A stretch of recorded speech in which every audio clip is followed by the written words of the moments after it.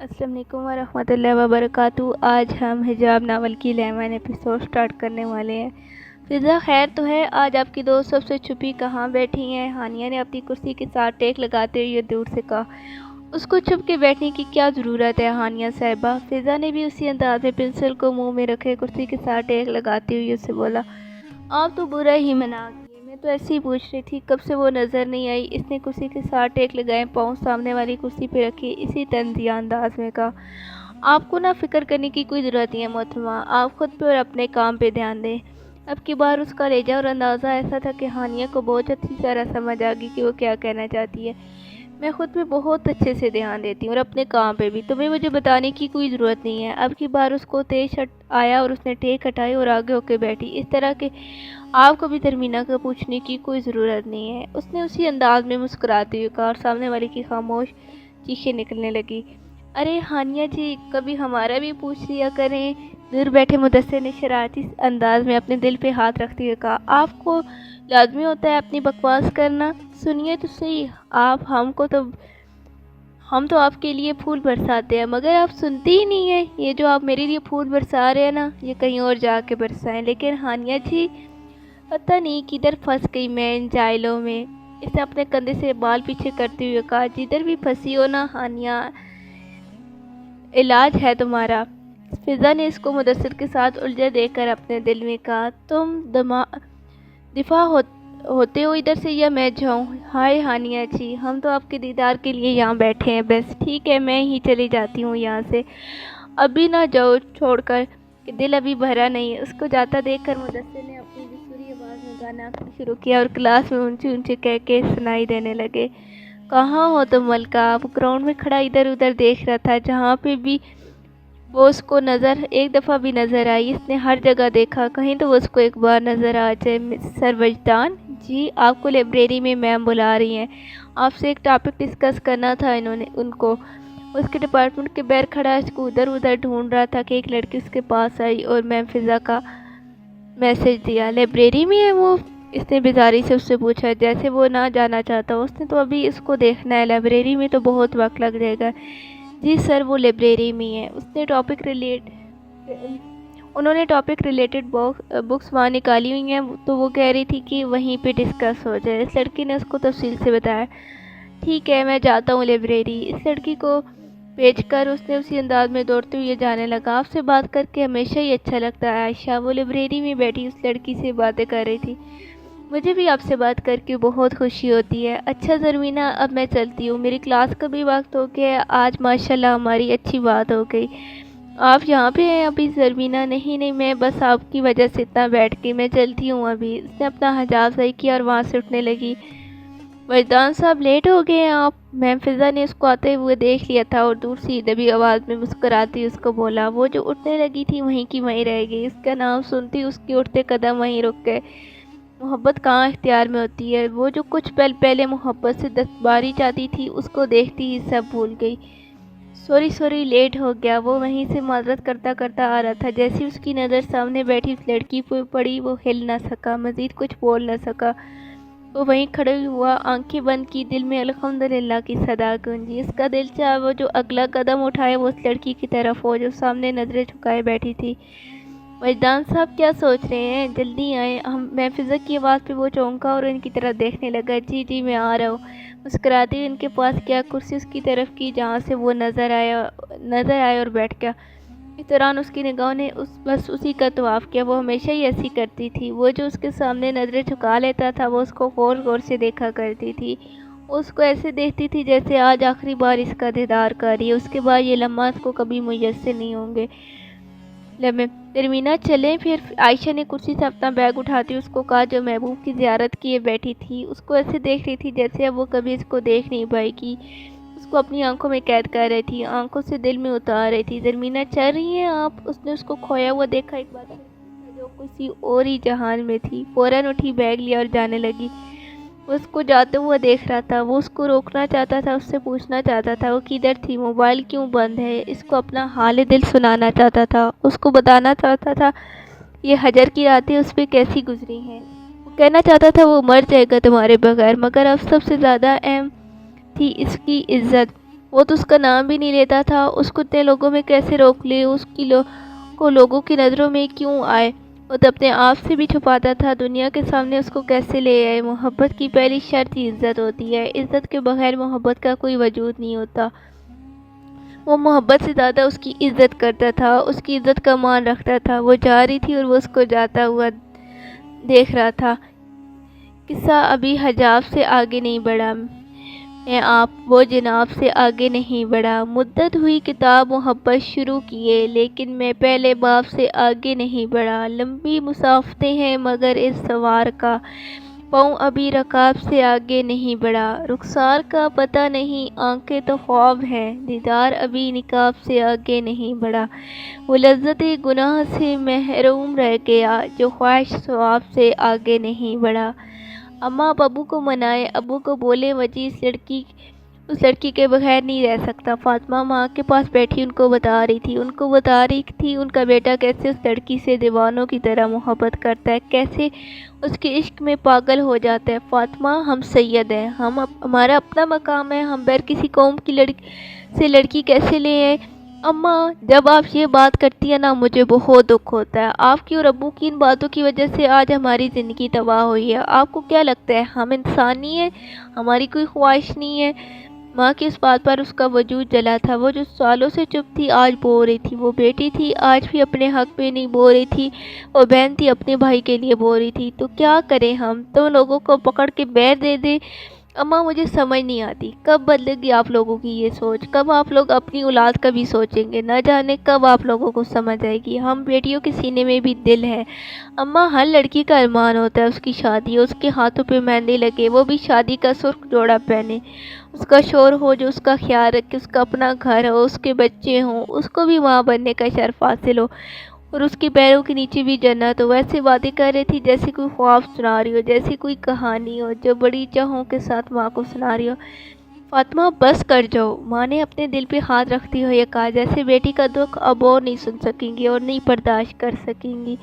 یہ تو ایک بیٹی بول رہی تھی، ابھی تو باقی چار رہتی تھی جن کے اپنے ارمان ہیں، اپنے خواب ہیں، اپنی خواہشات ہیں۔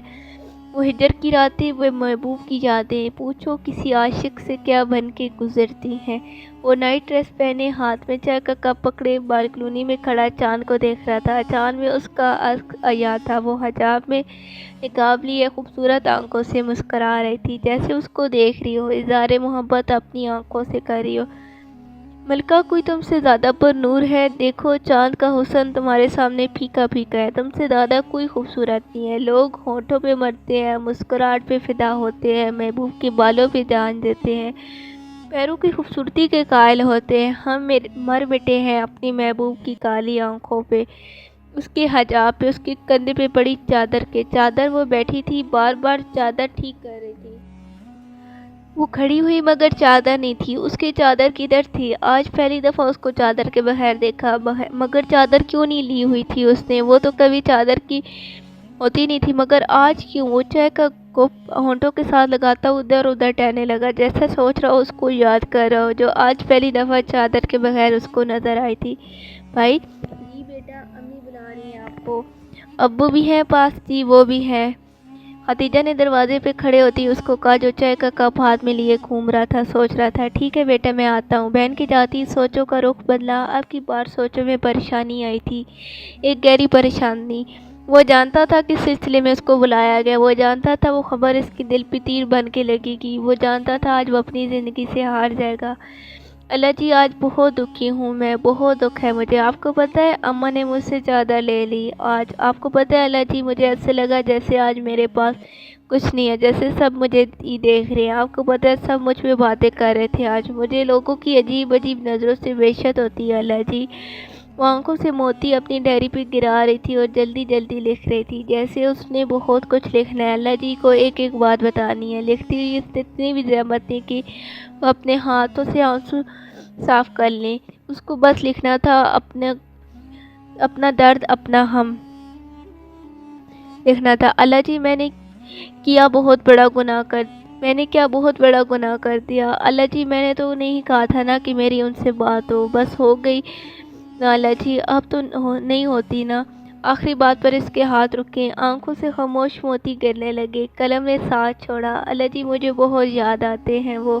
خاموشی نے اب اس کی سکیوں کی جگہ دی۔ وہ جو بغیر آواز کے بہتے چلے جا رہے تھے اب سکیوں میں بدلنے لگے۔ ڈیری کو دل کے ساتھ لگائے سر پہ بیٹھ رکھتے سکتی ہوئی یہ بس یہی کہہ جا رہی تھی، مجھے یاد آتے ہیں وہ، اللہ جی مجھے بہت یاد آتے ہیں وہ۔ اللہ جی آپ کچھ کریں نا، کچھ ایسا کریں کہ سب ٹھیک ہو جائے، بس مجھے یہ درد کم ہو جائے جو مجھے جینے نہیں دیتا، میری سانسوں کی اذیت ختم ہو جائے۔ اللہ جی مجھے تو کچھ بھی نہیں تھا، پتہ نہیں تھا کیا ہے یہ، کیوں ہے یہ، اللہ جی میرے دل سے نکال لیں وجدان کو، ان کے ہونے سے مجھے درد ہوتا ہے، بہت درد ہوتا ہے اللہ جی۔ اس نے اپنا منہ بیڈ کی طرف کیا، اس کی گلی کی رگیں سامنے آنے لگی۔ اس نے ایک ہاتھ سے بیڈ کی چادر کو اپنی مٹھی میں لیا، اس کے منہ سے چیخیں نکلیں جیسے آج اس کی ضبط کی حدیں ختم ہوئی ہوں۔ اس نے خود پہ قابو پایا، اوپر ہوئی آنسوں کو اپنے بازو سے صاف کرنے لگی، گہری گہری سانسیں لینے لگی، کھلے بالوں کے ساتھ ایک ہاتھ میں ڈیری لیے کھڑکی کے پاس آئی، پردے پیچھے کیے عثمان کو دیکھنے لگی۔ چاند اس کے بالکل سامنے تھا، وہ چاند جس کو دیکھ کے وہ محبوب کی زیارت کرتی تھی۔ خان صاحب آپ دیکھ رہے ہیں نا یہ چاند، اس نے چاند کو دیکھتی ہوئے کہا جیسے اس کے دل کو الہام ہوا ہو، اس کا محبوب ہی اس چاند کا دیدار کرتا ہو۔ اس نے آنکھیں بند کی، دل کو سکون آیا، درد کی لہر اس وجود نچوڑ کر بہہ نکلی۔ آنکھیں کھولتی اس نے ڈائری دیکھی، وہیں زمین پہ بیٹھی ایک ایک صفحہ پڑھنے لگی، اپنے ہی لکھے درد پہ رونے لگی۔ اس نے قلم اٹھایا اور مزید درد لکھنے لگی۔ بہتی ہوئی آنکھوں کی روانی میں مرے ہیں کچھ خواب، میرے عین جوانی میں مرے ہیں، روتا ہوں ان لفظوں کی قبروں پہ کئی بار، جو لفظ میری شعلہ بیانی میں مرے ہیں۔ کچھ تجھ سے یہ دوری بھی مجھے مار گئی، کچھ جذبے میری نقل مکانی میں مرے ہیں، قبروں میں نہیں ہم کتابوں میں اتارو، ہم لوگ محبت کی کہانی میں مرے ہیں۔ اس عشق نے آخر ہمیں برباد کیا ہے، ہم لوگ اس کھولتے پانی میں مرے ہیں۔ کچھ حد سے زیادہ تھے ہم شوق محبت، اور ہم ہی محبت کی گرانی میں۔ وجدان اس لڑکی کا گھر کدھر ہے؟ وہ نظریں جھکائے اس خبر کا انتظار کر رہا تھا جو اس کے دل پہ غضب بن کے گزرے گی۔ اس کو لگا تھا اب اس کو کہا جائے گا کہ بھول جاؤ اس لڑکی کو۔ جی امی، مطلب؟ اس نے ماں کی اس بات پر اوپر دیکھا، ان کا مسکراتا چہرہ دیکھا، اس کو لگا جیسے اب بول نہیں سکے گا، اس کی زبان اس کا ساتھ نہیں دے گی۔ ہاں تمہارے ابو اور میں نے یہ فیصلہ کیا ہے، ہم ان کے گھر جائیں گے، تمہاری رشتے کی بات کریں گے۔ انہوں نے شوہر کی طرف دیکھتے ہوئے مسکرا کے کہا۔ شوہر نے بھی ان کی اس بات پہ بغیر بولے آنکھوں میں چمک لیے اپنا سر ہلایا۔ لیکن ابو؟ اس کی حیران ہوتی آنکھوں نے چھلکنا شروع کیا، دل ہواؤں میں اڑنے لگا، اس کو لگا جیسے وہ کوئی خواب دیکھ رہا ہے، حقیقت میں یہ کہاں ممکن تھا۔ امی آپ سچ کہہ رہی ہیں؟ اس نے ماں سے اٹکتے اٹکتے پوچھا، جیسے وہ اپنی سنی ہوئی بات کی تصدیق چاہتا ہو، جیسے اس کے کان ایک بار پھر وہ بات سننا چاہتے ہوں جس کے لیے نہ جانے اس نے کتنی دعائیں مانگی ہیں، کتنی منتیں مانگی ہیں۔ جی بچے سچ کہہ رہی ہوں۔ انہوں نے آج سے پہلے بیٹے کو اتنا خوش نہیں دیکھا تھا، انہیں لگا جیسے آج ان کی سینے کو ٹھنڈک پہنچ گئی، جیسے بہت تیز آگ لگی تھی، آج وہ بجھ گئی۔ شکریہ ابو۔ وہ بہتے اشکوں کے ساتھ باپ کے پاس آیا، ان کے قدموں میں بیٹھا، دونوں ہاتھ اپنے ہاتھوں میں لیے، باری باری دونوں ہاتھوں پہ پیار کیا، پھر عقیدت کے ساتھ اپنے دونوں آنکھوں پہ لگائے، جیسے کوئی کسی پیر کے ہاتھ چومتا ہے، ویسے وہ اپنے باپ کی چوم رہا تھا۔ باپ کی آنکھوں میں نمی آئی، انہوں نے پیار سے اس کے سر پہ ہاتھ پھیرا۔ امی آپ کا بہت شکریہ۔ پھر وہ اٹھ کر ماں کے پاس آیا، ماں کے قدموں میں بیٹھا، وہ جو پاؤں بیڈ پہ رکھے لیٹی تھی باری باری ان کے پاؤں چومے، اٹھی اس کو اپنے پاس کیا، اپنے سینے سے لگایا، اس کی آنکھوں کے آنسو صاف کیا اور بچوں کی طرح اس کے منہ کی دونوں طرف پیار کیا، ایک پیار بھرا بوسہ دیا۔ اب اس کو اٹھنا تھا، شکرانے کے نفل پڑھنے تھے، اللہ کے حضور سجدہ دینا تھا، سجدہ تشکر، پھر اس چاند کو دیکھنا تھا، ملکہ کو بتانا تھا، اس کو اپنے دل کی آواز سے خوشخبری دینی تھی، امی میں آتا ہوں۔ اس نے کا بس نہیں چل رہا تھا، وہ اونچا اونچا چیختے سب کو بتائے اس کے ماں باپ راضی ہیں، اس کی خوشی میں خوش ہیں۔ وہ اٹھا بیٹھ گیا، اب آنسو کے ساتھ چہرے پہ مسکراہٹ تھی، خوبصورت مسکراہٹ، کدھر کمرے سے باہر نکلتی ہی اس کی پانچوں بہنوں نے گھیر دیا، اس کے درمیان میں کھڑا کر کے اپنے ہاتھوں کی سلاخوں کے اندر کر دیا۔ کدھر بھاگ رہے ہیں آپ جناب؟ زینب نے اس کے غور کے دیکھتی ہوئے کہا، وہ کب سے دروازے کے باہر کھڑی کان لگائے سن رہی تھی، جیسے بھائی سے زیادہ ان کو ڈر ہو، بھائی سے زیادہ ان کو خوشی ہو۔ اللہ بچائے میری جان کے وجدان ہنڈوں میں پھنس گیا۔ اس نے گھومتے ہوئے باری باری سب کو دیکھا اور مسکراتی ہوئی کانوں کو ہاتھ لگاتے ہوئے بہنوں کو کہنے لگا، نہ جی نہ، اتنی آسانی سے ہم آپ کو چھوڑ دیں، ایسا کیسے ہو سکتا ہے؟ اس کی طرح ہاتھوں میں ہاتھ ڈالے گول گول گھومتے سب نے ایک ساتھ کہا، کیا چاہیے تم یہ بتاؤ تم ظالمو؟ اس نے مسکرائی سی ناراضگی دکھاتی ہوئی جیسے ان کی قید بہت سخت ہو۔ ہمیں تو بہت اچھی سی ٹریٹ چاہیے، فاطمہ نے مسکراتی ہوئی کہا۔ آپ ہی ان چڑولوں کے ساتھ مل گئی ہیں؟ اس نے گول گھومتے ہوئے فاطمہ کی طرف دیکھ کر کہا، یہ تو ہمارا حق ہے باجی، یہ تو ہم اچھی خاصی لیں گے۔ اچھا 10 روپے بہت ہے سب کے لیے؟ اس نے اپنا والیٹ نکالا اور 10 کے نوٹ نکالنے لگا۔ اس کے والیٹ بیر نکالتی سب بہنوں نے اس پہ توا بول دیا، اس کو نیچے لٹا کے اس کا والیٹ چھین لیا۔ اللہ جی مجھے بچائے۔ زمین پہ لیٹے لیٹے وہ اونچا اونچا چلانے لگا، بتاؤ کتنے پیسے ہیں؟ سب آپس میں ہاف آف کریں گے؟ نہیں، میں چھوٹی ہوں، مجھے زیادہ ملیں گے۔ کیوں زیادہ ملیں گے؟ سب کو برابر برابر ملیں گے۔ پانچوں اس کا والیٹ کے پیسوں کو دیکھنے لگی، یہ مجھے دے دے نہ، کل آپ لوگوں کو بیر کھانے پہ لے جاؤں گا۔ اس نے اپنے کپڑے ٹھیک کرتے ہوئے کہا، نہیں نہیں نہیں، وہ بھی ہوگا، اور ہم یہ پیسے بھی لیں گے۔ اچھا بھائی لے لو، سب لے لو، میری شہزادیوں سے اچھا تو یہ نہیں نا۔ اس نے مسکراتی ہوئی کہا اور باری باری بہنوں کو اپنے دل سے لگایا، ان کے ماتھے پہ بوسہ دیا۔ اچھا پیسے لے لیے نا، والیٹ تو واپس کر لو، یہ لے، جانے کیا یاد رکھیں گے آپ؟ زینب نے مسکراتی اس کی طرف خالی والیٹ کرتے ہوئے کہا، اب اجازت ہو تو جاؤں میں؟ اس نے کمرے کی طرف اشارہ کرتے ہوئے کہا، جی جی جناب اجازت ہے، اب آپ کو جائیے۔ زینب نے اس کو بازو سے پکڑتی ہوئی کہا اور مسکرانے لگی، بچی۔ وہ جا ہی رہا تھا، فاطمہ نے اس کو آواز دی، جی آپی۔ وہ پیچھے مڑا، اس کے پاس آئی، اس کو اپنے دل سے لگایا، ماتھے پہ پیار کیا، بہت مبارک ہو میری جان۔ بہن کے پیار نے اس کو ایک بار پھر کمزور کر دیا، اس کی آنکھوں میں نمی آئی، بہن کو گلے سے لگایا، ان دونوں کو گلے لگاتے دیکھ کر ساری بہنیں پاس آئی، سب کو نے اس کو اپنی باہوں میں گھیر لیا اور شکر ادا کرنے لگی۔ ان کے گھر آج ایک عرصے بعد خوشی آئی تھی اور وہ خوشیاں منا رہے تھے۔ وہاں موجود کس کو خبر تھی خوشیاں بس تھوڑے وقت کی ہوتی ہیں۔ یا اللہ تیرا لاکھ لاکھ شکر ہے، وجدان اس قابل نہیں تھا جتنی تو نے اس کو خوشی دی۔ بہت خوش ہوں میں اللہ، بہت خوش ہوں، اتنا خوش ہوں کہ میرا دل چاہتا ہے آج پوری رات سجدے سے نہ اٹھوں، رو رو کر تمہارا شکریہ ادا کروں۔ وہ اپنے کمرے میں آیا، وضو بنایا، جنمات پہ بیٹھا اور خدا کے حضور شکرانے کے نفل ادا کرنے لگا۔ نہ جانے کتنے گھنٹوں سے وہ یوں ہی جنمات پہ بیٹھا خدا کا شکر ادا کر رہا تھا، اس کی ثنا بیان کر رہا تھا، اس کو بتا رہا تھا وہ کتنا خوش ہے آج، کتنا مطمئن ہے، کتنا پرسکون ہے۔ آئے اللہ تو نے مجھ پہ یہ بہت احسان کیا ہے، مجھ گناہگار کے لیے منزل تک پہنچنے کا راستہ بنایا، اور راستہ مجھے مل بھی گیا ہے، منزل تک رسائی ہو جائے گی انشاءاللہ، میری ملکہ اب میری ہو جائے گی۔ جماعت بچھائے وہ دعا کر کے اٹھا، بالکنی کے پاس آیا، کھڑکی کے پردے پیچھے کی عثمان کی طرف دیکھا، وہ چاند جس کو اس نے کچھ وقت پہلے دیکھا تھا اس کے مقابلے میں اب زیادہ چمک رہا تھا، زیادہ روشن تھا، جیسے اس کو مبارکباد دے رہا ہو، اس کی خوشی میں خوش ہو رہا ہو۔ سنو ملکہ، تمہارے وجدان کی دعائیں سن لی گئی ہیں، اس کو تم تک پہنچنے کا راستہ مل گیا، بس تم انتظار کرنا، وجدان کا انتظار کرنا، اس وجدان کا جو تمہیں دیوانوں کی طرح چاہتا ہے، تمہیں خدا سے مانگتا ہے، تمہیں پانے کے لیے ہر منت مانگی میں نے، تم مجھے مل جاؤ نا ملکہ، میں اپنی جان کا نذرانہ دے کر منتے پورے کروں گا، بس ایک دفعہ تم میری ہو جاؤ ملکہ۔ وہ اپنی خوشی سنبھال نہیں پا رہا تھا، اس کو لگ رہا تھا آج وہ خوشی سے پاگل ہو جائے گا۔ وہ بار بار شیشے کے آگے جاتا، خود کو دیکھتا، اپنی چہرے کی مسکراہٹ کو دیکھتا، اپنی خوشی پہ خود ہی خوش ہوتا اور خود ہی ماشاءاللہ کہتا، جیسے ہی اپنی نظر سے ڈر ہو، کہیں اس کی خوشیوں کو اس کی اپنی نظر نہ لگ جائے۔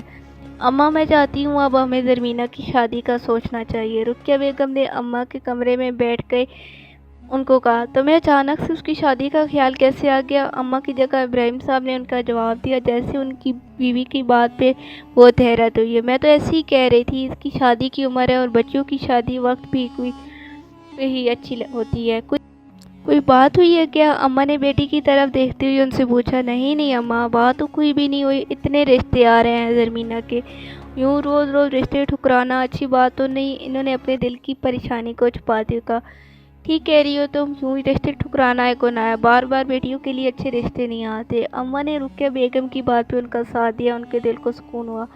ہماری زرمینہ گرل کو رشتوں کی کوئی کمی نہیں ہے اماں، ابھی وہ پڑھ رہی ہے، جب تک اس کی تعلیم مکمل نہیں ہوتی میں اس کی شادی نہیں کروا سکتا۔ مگر ابراہیم صاحب، مجھے لگتا ہے میں نے اپنی بات کر لیا۔ اب کی بار ابراہیم صاحب کا لہجہ ایسا تھا کہ وہ کچھ بول نہیں سکی، مگر دل کا حال وہ بہت اچھے سے جانتی تھی۔ وہ چاہتی تھی جلد سے جلد زرمینہ کی شادی ہو جائے، ان کی عزت کی حفاظت اسی میں تھی، زرمینہ کی شادی ہو جائے اور وہ اپنی گھر کی ہو جائے۔ اس عمر میں بچیاں بھاگ جاتی ہیں، خواب دیکھتی ہیں، بہک جاتی ہیں، خواب دیکھتی ہیں۔ یہ کچی عمر کے خوابوں کی کہاں کوئی تعبیر ہوتی ہے؟ شادی ہو جانے کے بعد سب ٹھیک ہو جاتا ہے، وہ سب بھول جاتی ہے۔ انشاءاللہ میری زرمینہ بھی سب بھول جائیں گی۔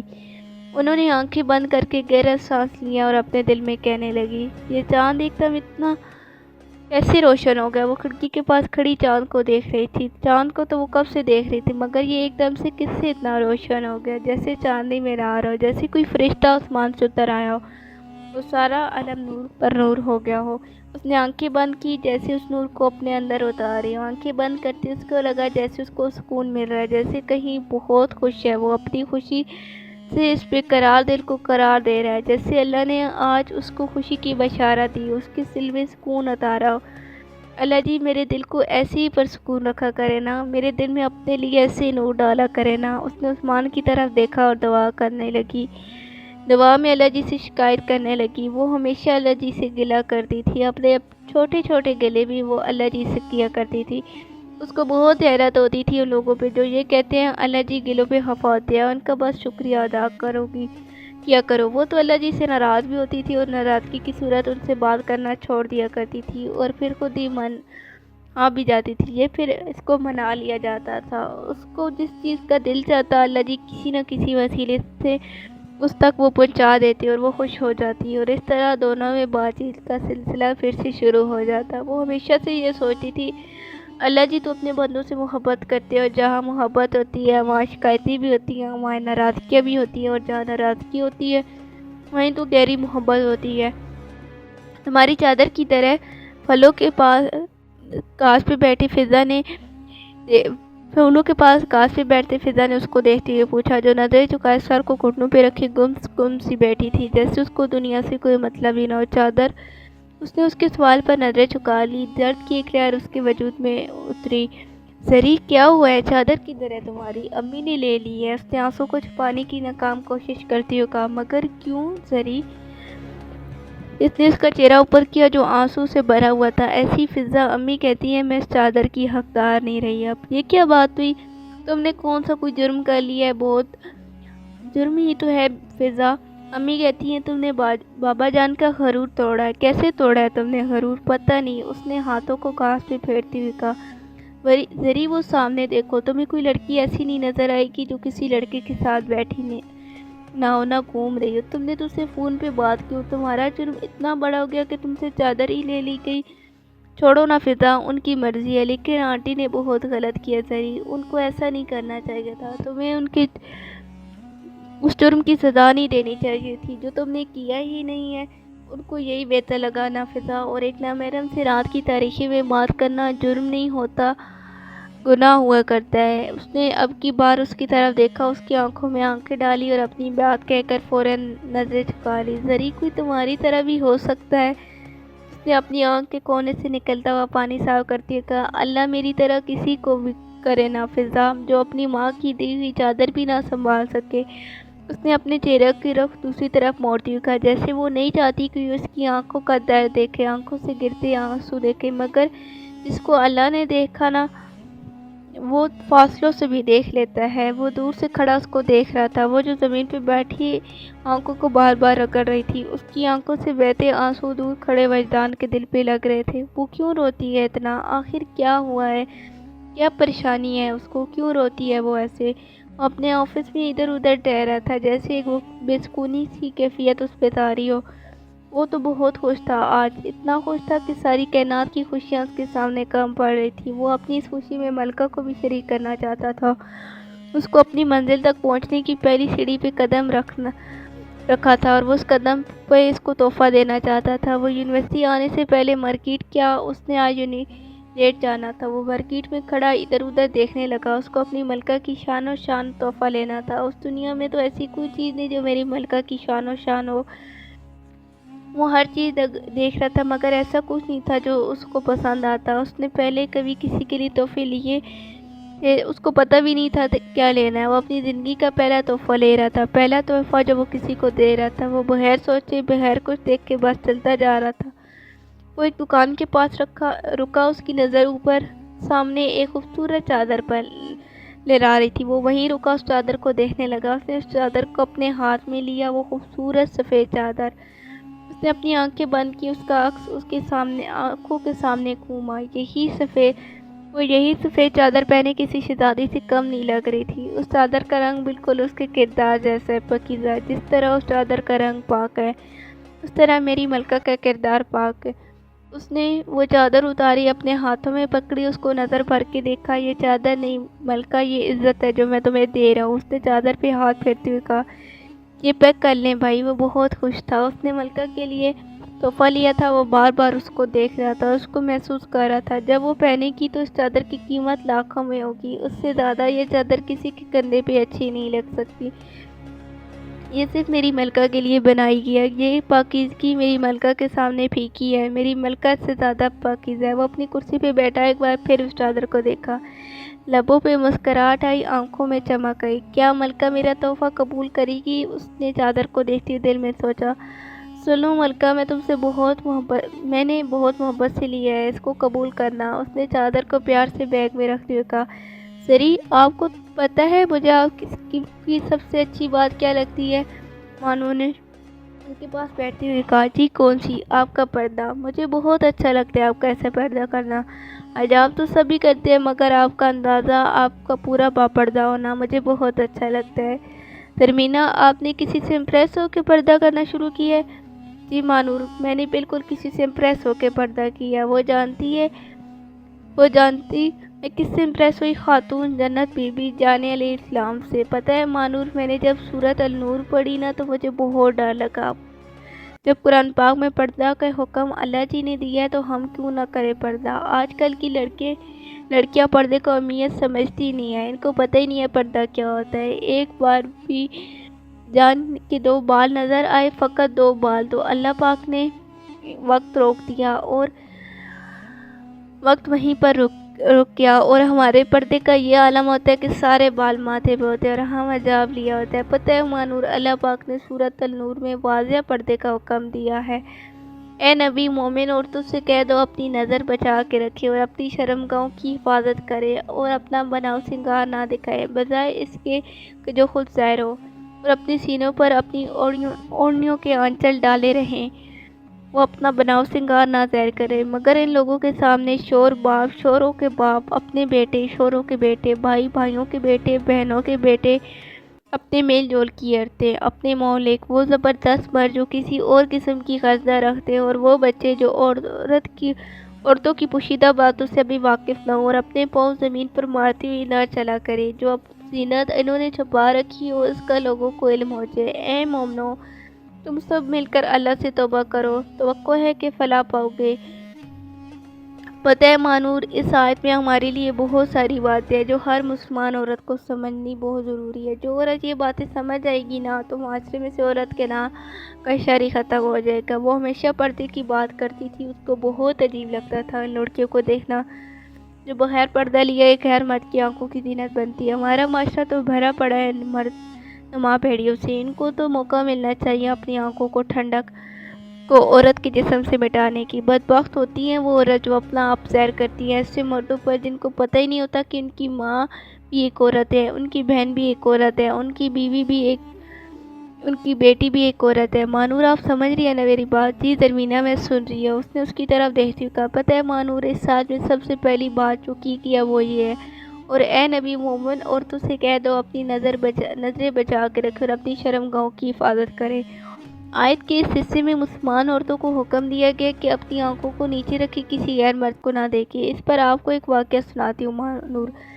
حضرت ام سلمہ رضی اللہ تعالیٰ عنہ فرماتی، ایک مرتبہ میں اور حضرت میمونہ بنت رضی اللہ تعالیٰ عنہ حضور اقدس کی کے پاس بیٹھی تھی، اس وقت حضرت ابن مکتوم تشریف لائے تو حضور اقدس نے ہمیں پردے کا حکم دیا۔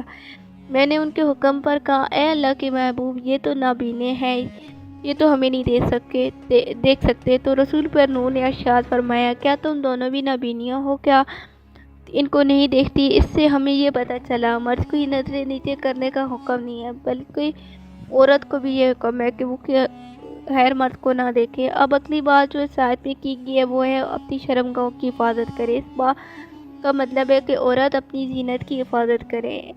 ابو العبر کا عبداللہ بن ایمن نصفی فرماتے ہیں، زینت سے مراد وہ چیزیں ہیں جس کے ذریعے عورت سجتی سنورتی ہے، جیسے زیور اور سرما وغیرہ، اور چونکہ زینت کے سامان کو دکھانا محب ہے، اسی آیت کا معنی یہ ہے کہ مسلمان عورتیں اپنے بدن کے ان اعضاء کو ظاہر نہ کریں جہاں زینت کرتی ہیں، جیسے سر، کان، سینہ، گردن، بازو وغیرہ۔ البتہ ہاتھ اور پاؤں کو چھپانے میں مشقت ہوتی ہے تو وہ ظاہر ہو سکتے ہیں، اسی طرح چہرہ بھی چھپانا چاہیے۔ سمجھ آ رہی ہے نا آپ کو مانور؟ اس نے کچھ لمحے رک کر پاس بیٹھی اس لڑکی کو دیکھا جو کب سے اس کو سن رہی تھی۔ جی مجھے سمجھ آ رہی ہے، آپ بولیے نا۔ ٹھیک ہے، اب تو یہ ہو گئی وہ باتیں جو ہم اگلی بات کرتے ہیں۔ ہم اپنے دوپٹے سے اپنے گربانوں پہ ڈال رکھیں۔ اب اس بات سے یہ مطلب ہے کہ مسلمان عورتیں اپنے دوپٹوں سے اپنے بال پہنے ہوئے زیور اور سینے وغیرہ ڈھانپ کے رکھیں۔ پتہ ہے مانور، جب یہ آیت نازل ہوئی تو اس کے حکم پر عمل کرنے میں صحابیات رضی اللہ عنہ کا جذبہ قابل دید ہے۔ اس پہ اماں عائشہ صدیقہ رضی اللہ عنہ نے فرمایا، اللہ تعالیٰ ان عورتوں پہ رحم فرمائے جنہوں نے سب سے پہلے ہجرت کی۔ جب اللہ پاک نے یہ حکم سرد فرمایا اور اپنے دوپٹے سے اپنے گربانوں پہ ڈال رکھے تو انہوں نے اپنی اونی چادروں کو پھاڑ کر اوڑنیاں بنا لیا تھا۔ پتہ ہے مانور، پردے کے متعلق 3 عظیم واقعات ہمارے سامنے ہیں۔ پہلا یہ کہ امیر المومنین حضرت عائشہ صدیقہ فرماتی ہیں، پردے کا حکم سرد ہونے کے بعد میرے رضاعی چچا افلاک تشریف لائے تو میں ان سے ملاقات سے انکار کر دیا۔ چونکہ وہ میرے رضاعی چچا تھے تو میرے لیے نامحرم تھے تو میں نے ان سے ملاقات نہیں کی۔ جب رسول اقدس کو پتہ چلا تو آپ نے فرمایا، عائشہ افلاک کو اجازت دے دو، وہ تمہاری رضاعی چچا ہیں۔ رسول اقدس کی اجازت سے وہ اپنے چچا سے ملی۔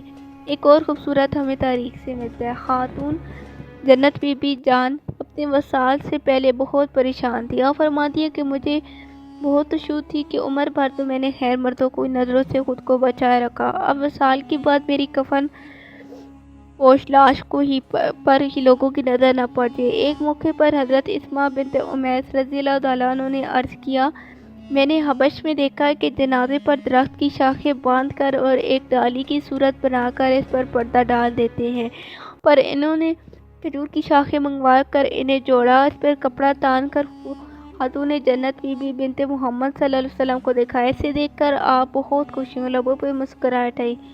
آپ کی یہی ایک مسکراہٹ تھی جو سرکار مدینہ رسول اقدس کے وصال کے بعد دیکھی گئی تھی۔ اور تیسرا قصہ یہ ہے کہ حضرت ام خلدہ رضی اللہ عنہ کا بیٹا جنگ میں شہید ہو گیا۔ آپ رضی اللہ عنہ ان کے بارے میں معلومات کرنے چہرے پہ نقاب ڈالے برگاہ رسالت صلی اللہ علیہ وسلم میں حاضر ہوئی۔ جب وہ وہاں گئیں تو اس پہ کسی نے حیرت سے پوچھا، اس وقت بھی آپ نے چہرے پہ نقاب ڈال رکھا ہے؟ تو جانتی ہیں انہوں نے کتنا خوبصورت جواب دیا، میں نے اپنا بیٹا کھویا ہے، حیا نہیں کھوئی۔ اور ہمارے یہاں کیا ہوتا ہے، جب کوئی غم آتا ہے تو اس سے پہلے عورتوں کے دوپٹے پیروں میں گرتے ہیں۔ یہ کہاں لکھا ہے کہ آپ سر کو ننگا کر کے اپنا سینہ پیٹو؟ کیا یہی ایک دکھ کا اظہار ہوتا ہے؟ اور کوئی عورت ایسا نہیں کرے گی تو اس کا مطلب وہ دکھی نہیں ہے، اس کو کوئی دکھ نہیں ہوا ہے۔ ان واقعات میں ان عورتوں کے لیے بڑی نصیحت ہے جو مسلمان ہونے کے باوجود اللہ رب العزت کے دیے ہوئے یہ حکم پر عمل نہیں کرتی، دنیا اور اس کی رونقوں میں لگ جاتی ہیں، بےہودہ فیشن کر کے سارا بازار نکلتی ہیں اور کہتی پھرتی ہیں فیشن تو آیا ہے ہی لڑکیوں کے لیے۔ بے شک فیشن لڑکیوں کے لیے آیا ہے، اس کے ساتھ ساتھ چادر بھی لڑکیوں کے لیے آئی ہے۔ مجھے حیرت ہوتی ہے ان لڑکیوں پہ، بلکہ مجھے دکھ ہوتا ہے ان لڑکیوں پہ جو خود کو ہر کتے بلے کو دکھاتی ہیں، ہر کوئی ان کو دیکھتا ہے پھر بات کرتا ہے۔ ایک عورت کی تذلیل مطلب پورے معاشرے کی عورتوں کی تذلیل ہے۔ مانور، اب میں آپ کو ساتھ کا اگلا حصہ بتاتی ہوں۔ بہت سی لڑکیاں پوچھ رہی ہوتی ہیں نا، ہمارے محرم رشتے کون سے ہیں اور وہ کون سے ہیں جن سے ہمیں پردہ کرنا چاہیے، وہ اپنا بناؤ سنگار نہ ظاہر کرے، مگر ان لوگوں کے سامنے شور باپ، شوروں کے باپ، اپنے بیٹے، شوروں کے بیٹے، بھائی، بھائیوں کے بیٹے، بہنوں کے بیٹے، اپنی میل جول کی عورتیں، اپنی مولک وہ زبردست مرد جو کسی قسم کی غلط نہ رکھتے ہوں۔ اب اس آیت کو پڑھنے کے بعد کسی قسم کی کوئی ایسی شک کی گنجائش نہیں رہتی۔ یہاں بالکل واضح لکھا ہے ان کے محرم رشتے کون سا ہے۔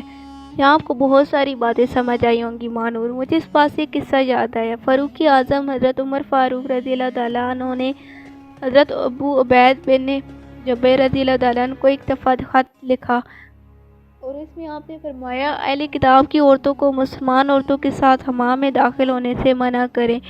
اب بس اس بات سے ہمیں یہ معلوم ہوا کہ مسلمان عورتوں کا کافر عورتوں کے سامنے اپنا بدن کھولنا جائز نہیں۔ اب جب ایک کافر عورت سے بھی مسلمان عورت کو پردہ ہے تو آپ خود سوچیں پردے کی نوعیت کیا ہوگی ہمارے دین اسلام میں۔